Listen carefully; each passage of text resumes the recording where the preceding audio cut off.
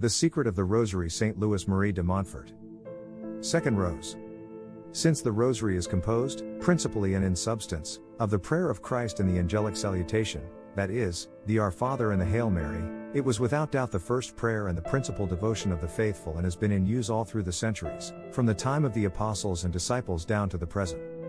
It was only in the year 1214, however, that the Church received the Rosary in its present form and according to the method we use today.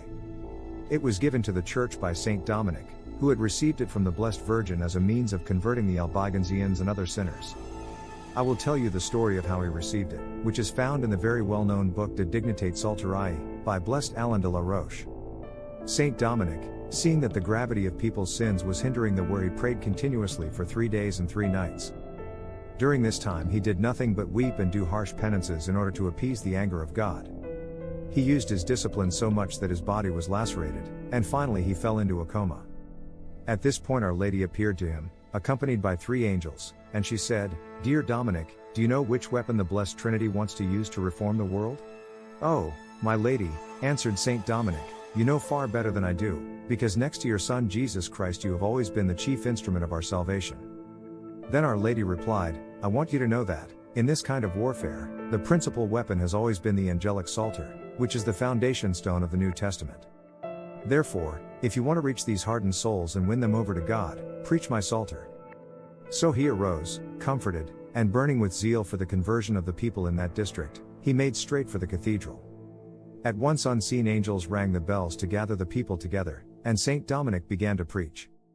At the very beginning of his sermon, an appalling storm broke out, the earth shook, the sun was darkened, and there was so much thunder and lightning that all were very much afraid. Even greater was their fear when, looking at a picture of Our Lady exposed in a prominent place, they saw her raise her arms to heaven 3 times to call down God's vengeance upon them if they failed to be converted, to amend their lives, and seek the protection of the Holy Mother of God. God wished, by means of these supernatural phenomena, to spread the new devotion of the Holy Rosary and to make it more widely known.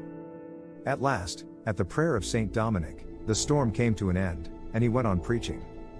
So fervently and compellingly did he explain the importance and value of the Rosary that almost all the people of Toulouse embraced it and renounced their false beliefs.